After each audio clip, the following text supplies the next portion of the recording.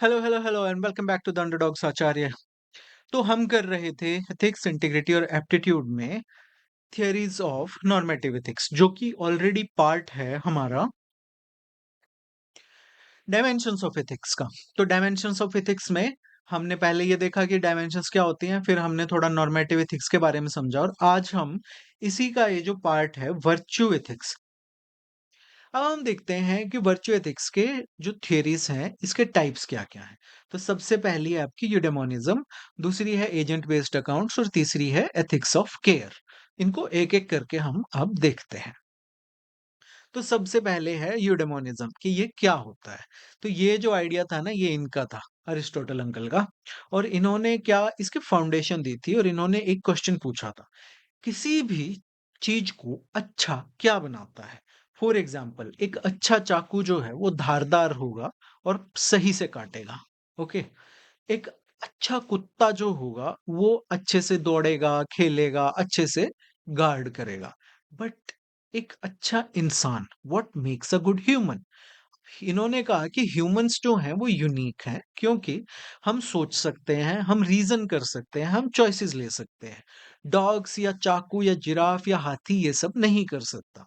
So the best human life, जिसको कि इन्होंने ग्रीक में यूडेमोनिया कहा, बेस्ट ह्यूमन लाइफ वो होती है जहां पे हम अपने रीजन का यूज करके अपनी लाइफ को वर्चुअसली जीते हैं एवरीडे।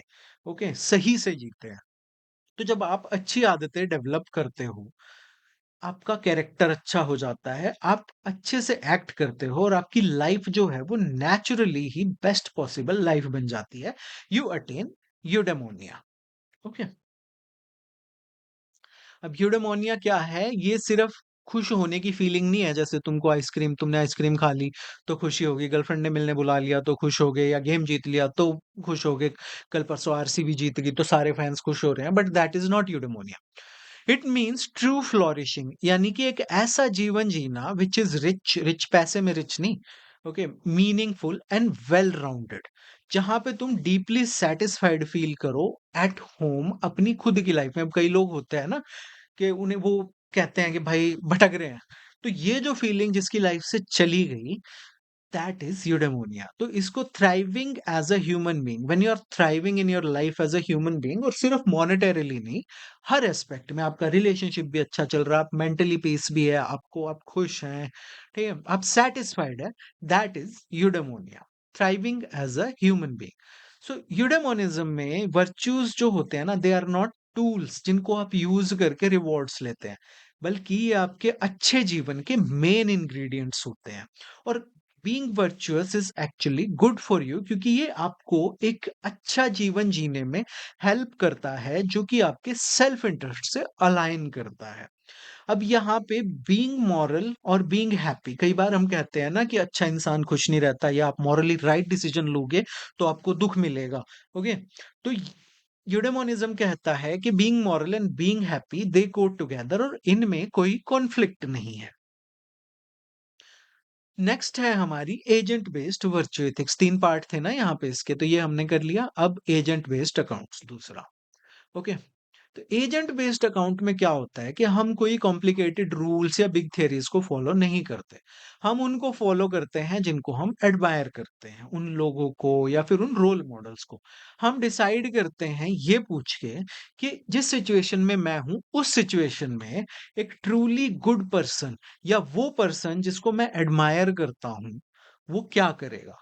हम क्वेश्चन पूछते हैं वो ऐसी कौन सी इनर क्वालिटीज हैं जो किसी को एडमायरेबल बनाती हैं। वो क्या है जो एक, जिसको हम एडमायर करते हैं, जिसको हम फॉलो करते हैं, या जिसको हम पूछते हैं। भगवान का एस्पेक्ट अभी यहाँ से मान लो हम निकाल भी दें, तो उसने ऐसा क्या किया था, कौन से आइडियल्स उसने फॉलो किए थे अपनी लाइफ में।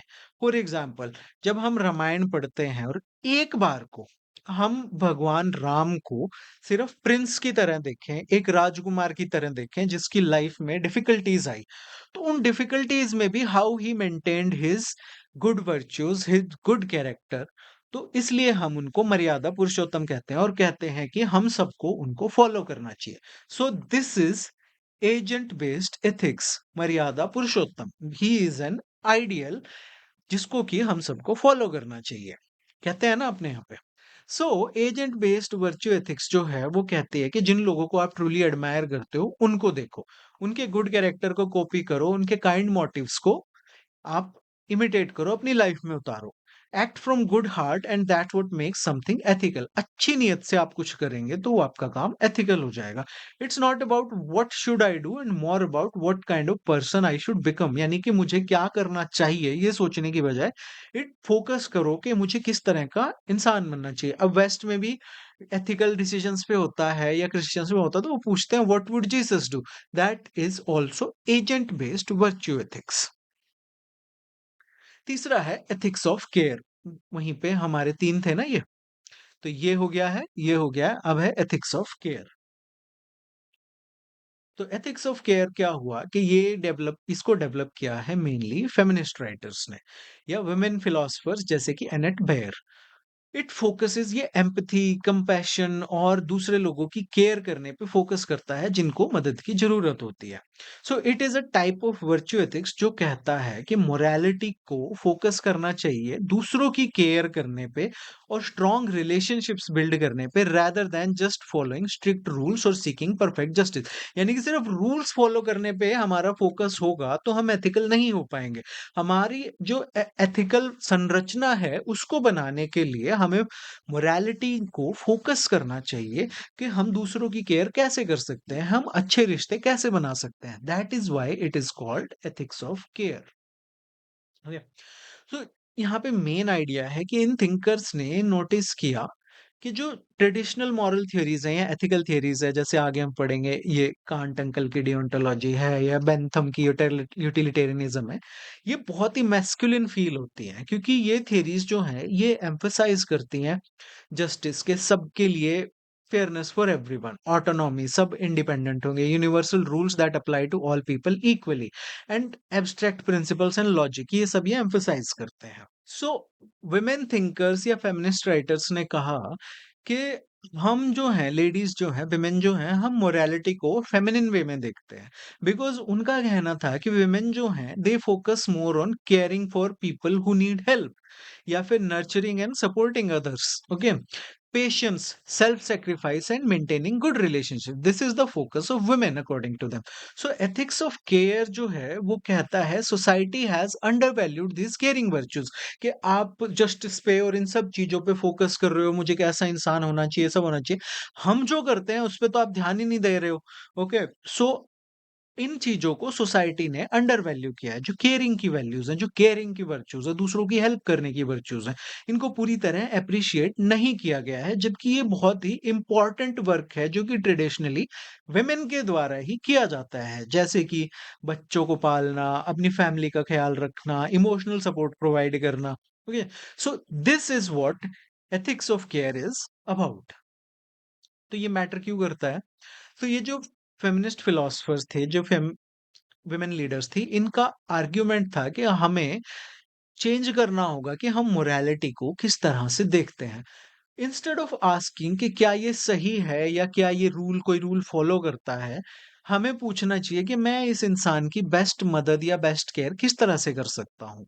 वट ये कोई भी रिलेशनशिप है, रिलेशनशिप ये नहीं गर्लफ्रेंड बॉयफ्रेंड वाला, कोई भी रिलेशनशिप है, what does it need right now, कि इसको और बेटर कैसे बनाया जा सकता है। चाहे वो ऑफिस का रिलेशनशिप है, चाहे वो आपका टीचर का है, चाहे वो आपका अपने दादा दादी से है, उसको और बेटर कैसे बनाया जा सकता है। मैं किस तरह से किसी भी सिचुएशन में एम्पैथी से और ध्यान से, अटेंशन वो नहीं, अटेंशन सीकिंग वाली अटेंशन नहीं, दूसरे को अटेंशन देना, उससे किस तरह रिस्पॉन्ड कर सकता हूँ। सो ये जो आइडिया है, it doesn't completely reject justice, it just wants to add care to make ethics more complete and human, कि आप एथिक्स में केयर का भी एक पॉइंट ऑफ व्यू डालिए, एक एस्पेक्ट डालिए, तभी एथिक्स जो है वो कंप्लीट बनेगी। This is what these feminist philosophers argued. Now इसका कनेक्शन क्या है वर्च्यू एथिक्स से? इवन दो ये जो फेमिनिस्ट राइटर्स हैं, फेमिनिस्ट फिलोसफर्स हैं, इनकी जो केयर एथिक्स की राइटिंग्स हैं, ये अपने आप को हमेशा वर्च्यू एथिक्स का पार्ट नहीं मानते, but still it fits perfectly into virtue ethics because it talks about कि हमें कौन सी ऐसी स्पेसिफिक वर्च्यूज, अपने कौन से गुण ऐसे अपने अंदर डेवलप करने चाहिए, जैसे कि केयरिंग, अटेंटिवनेस, कंपैशन।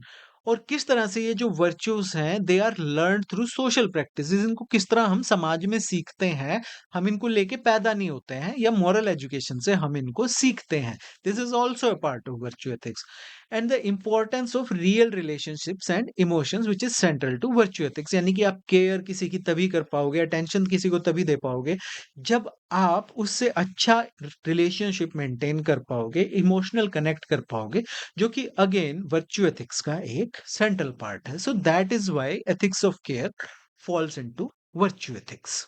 एग्जाम्पल, मान लो आपके बूढ़े दादा दादी या पेरेंट जो है वो सिक है। अब एक जस्टिस फोकस अप्रोच होगी किसी की, वो पूछेगा हाइपोथेटिकली कि मेरी यहाँ पे क्या ड्यूटीज है, क्या is it fair to expect me to help, मैं तो जॉब भी करता हूँ, मेरे पास टाइम नहीं होता, ये नहीं होता। But an ethics of care approach जो है ना वो पूछता है कि मैं किस तरह से मैं अपने पेरेंट की बेस्ट केयर कर सकता हूँ। सो ये आइडिया भले ही फेमिनिस्ट फिलोसफर्स ने डेवलप किया हो but it applies to everyone, it is a universal idea. What is कि इनको इस समय इमोशनली क्या चाहिए, फिजिकली क्या चाहिए एंड मैं इनको कैसे नर्चर या सपोर्ट कर सकता हूँ। सो केयरिंग जो है it is not seen as a weakness, it is seen as a valuable moral strength, it is seen as a virtue, इसको एक गुण की तरह देखा गया है अगर आप दूसरों की केयर करते हो तो। नाउ अब केयर एथिक्स का और गुड गवर्नेंस का क्या कनेक्शन हुआ? तो केयर एथिक्स जो है वो सजेस्ट करती है कि good governance should not only focus on justice, laws and individual rights, कि हाँ हम सबको न्याय दिलवाएंगे या सबके राइट्स जरूरी है, but it should make sure के caring for people is the central duty of the government, कि गवर्नमेंट जैसे कि जो सेंट्रल ड्यूटी है ना वो है कि लोगों का ख्याल रखना, उनकी केयर करना, प्रॉब्लम से उनको निकालना, उनकी लाइफ आसान करना।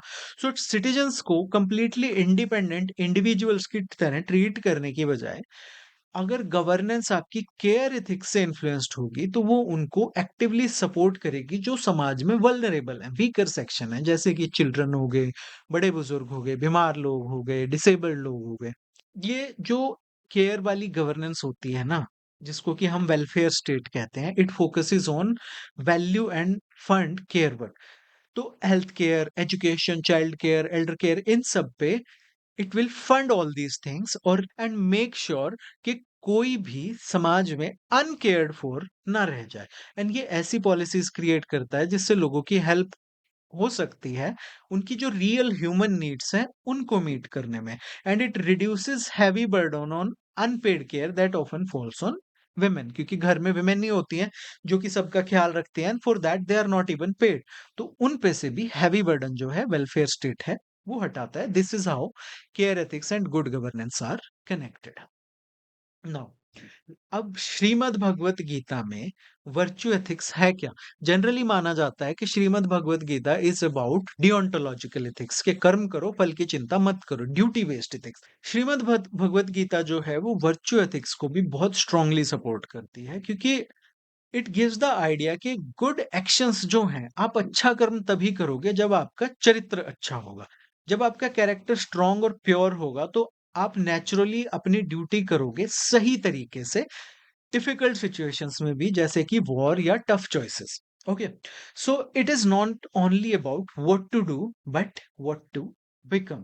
तो गीता जो है वो ब्यूटीफुली मिक्स करती है वर्च्यू को with duty and devotion and makes it a rich source of ethical thinking. Virtue ethics Gita में किस तरह से आते हैं? ओके, तो वेस्टर्न जो वर्च्यू एथिक्स है अरिस्टोटल की, सोक्रेट्स वगैरह की, वो फोकस करते हैं कि हम अच्छी आदतें, अच्छा कैरेक्टर डेवलप करें ताकि हम नेचुरली ही सही काम या सही चॉइस ले पाए। श्रीमद् भगवत गीता भी सिमिलर चीज ही करती है बट एक डिफरेंट तरीके से। ये टीच करती है, ये बताती है श्रीमद् भगवत गीता कि मोरालिटी जो है it comes from who you are inside, कि आप अंदर से कैसे हो, आपकी इनर क्वालिटीज कैसी हैं, आपकी स्टेट ऑफ माइंड कहते कैसा है। तो भगवान कृष्ण जो है वो अर्जुन को कहते हैं कि आप अपने अंदर एक ऐसी डिवाइन क्वालिटीज को कल्टीवेट करो और जो डिमोनिक क्वालिटीज हैं उनको अवॉइड करो। तो डिवाइन क्वालिटीज को उन्होंने कहा दैव संपद, और जो डिमोनिक क्वालिटी है उनको उन्होंने कहा आसुरी संपद। तो उन्होंने कहा कि आप दैव संपद को अपने अंदर, गुड क्वालिटीज को, डिवाइन क्वालिटीज को कल्टीवेट करो और आसुरी संपद यानी डेमोनिक डेमोनिक क्वालिटीज को डिस्करेज करो, उनको अवॉइड करो। तो इससे आपका एक गुड कैरेक्टर डेवलप होगा जिससे कि आपका जो एक्शन है वो अपने आप ही एक सही एक्शन होगा, आपको इनर पीस मिलेगा और ultimately you will attain liberation, that is मोक्ष।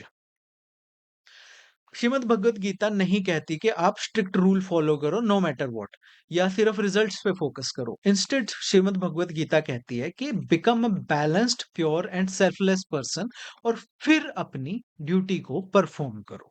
इंपॉर्टेंट वर्च्यूज कौन कौन सी हैं जो गीता के चैप्टर 13, 16 एंड 18 में आती हैं? अभयम यानी कि फियरलेसनेस, यानी कि डिफिकल्टीज को बिना पैनिक करे फेस करना। प्योरिटी ऑफ हार्ट यानी कि अपने माइंड और एक्शंस को प्योर रखना। Self control and sense control, controlling your anger, your desires and your senses.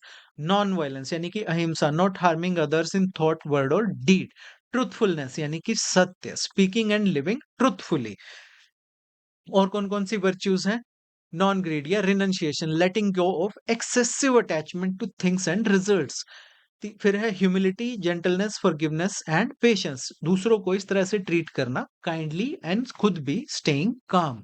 फिर है स्टेडफास्टनेस एंड प्रेजरवेरेंस यानी कि staying firm in knowledge and practice. फिर है compassion for all beings, and then even mindedness यानी कि समत्वम।